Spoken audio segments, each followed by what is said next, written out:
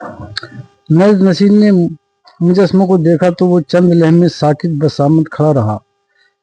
उसे महसूस हुआ जैसे हमूतल इसके सामने खड़ी है, इसे अपनी मजबूर निगाहों से देख रही है।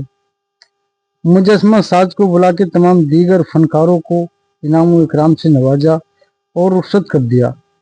फिर इसने ये मूर्ति अपने कमरे में एक बुलंद जगह रखवा दी। ये हकीकत भी थी कि वो हमूतल का सदाई था। पागलों की तरह आंखें फाड़े इसे तक रहा था। कभी वो मूर्ति का तवाफ करता और कभी इसे बाजू में जकड़कर इसे बोसे देता और कभी हमूतल हमूतल कह के इसे पुकारता। जब कोई जवाब न मिलता तो मूर्ति का तवाफ करने लगता। चंद हफ्ते इसी हालत में गुजर गए और करीब था कि बादशाह की दीवानगी में कमी आ जाती कि खुशामदीद दरबारियों ने कहा, हुजूर, क्या ये मुमकिन नहीं कि जैसी एक सोने की मूर्ति बनवाई जाए ताकि वाबस्तागान दौलत इसकी पूजा कर सकें। ख्याल बड़ा अनोखा था। नैज़ नसीर चौंक पड़ा और इसने इसी वक्त मसाजीन और मसवरियों को तलब किया जिन्होंने चापलूसी और खुशामद के लिए इसकी हाँ में हाँ मिलाई। और इस दिन बाबुल के इस मुतालिक बादशाह ने सोने की मूर्ति बनाने का हुक्म जारी कर दिया। बाबुल के तमाम इलाकों में ये खबर आग की तरह फैल गई कि नजत नसीर ने एक सोने की मूर्ति बनवाई है जिसकी लंबाई 60 हाथ, चौड़ाई 6 हाथ और जिसका चेहरा परोसलम की हसीना राहिवा हमूतल की सूरत से मिलता है। और इस मूर्ति को बादशाह ने दौरा के मैदान में यानी बाबुल के बस्त में निस्ब करवाया है। इसके साथ हर इलाके, हर सूबे और हर शहर में मुनादी करा दी। बाबुल के अजीम बादशाह की तरफ से रया को ये हुक्म दिया जाता है कि हर शख्स इस मूर्ति को सजदा करे और जो सजदा नहीं करेगा वो नजर आतिश कर दिया जाएगा। ये सुनकर अहले बाबुल की सांसें रुक गईं, खासकर वो लोग जो मूसा की शरीयत के पैरोकार थे और मूसा के लामहदूद ताकत वाले खुदा को सजदा करते थे। अलबत्ता वो लोग जो नैज़ नसीर के हम मजहब थे दौड़ दौड़ कर इस नई इबादतगाह जाते और सोने की मूर्ति को सजदा करते। यूं वक्त गुजरता रहा। नैज़ नसीर इस नए मशगले में मसरूफ होता गया, लेकिन इस नई इबादत ने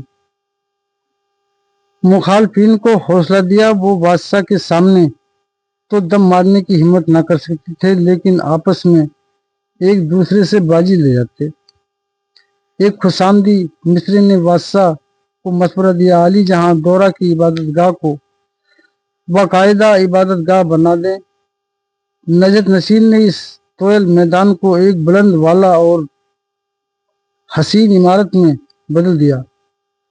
फिर मासजीन ने कान भरे, अली जहां दौरा की इबादतगाह के बाहर मुताबिर लोग मुतमईन फरमा दें जो हरदम ये न रखें कि कौन कौन मूर्ति को सजदा करके हुजूर के हुक्म की तामील करता है। जो कोई इस हुक्म की तामील करे हुजूर इसी को वफादार माने और जो हुक्म पर मूर्ति को सजदा करने हाजिर ना हो इसकी वफादारी मशकूक समझें। बाबुल के बादशाह ने इस मशवरे को पसंद किया और इस इबादतगाह के बाहर बाबुल के काबिल एतमाद जासूस मुकर्रर कर दिए जो ये नजर रखते कि मूर्ति को सजदा करने वाले कौन कौन हैं। इस तरह बादशाह को रोजाना खबरें मिलती रहती। आखिर एक रोज खिदमतगारों ने हाजिर होकर अर्ज की, अली जहां 3 सूबों के मुअज्जिज सूबेदार ऐसे हैं जो हुजूर के हुक्म की तामील करने हाजिर नहीं हुए। नजत नसीर इस इतला पर चिराग पा हो गया और इसने दहाड़ते हुए कहा, कौन बदबख्त हैं वो, हमें नाम बताओ। यकीनन इस हुक्म अदूली के बाद वो ममदूलत के कहर से बच न सकेंगे।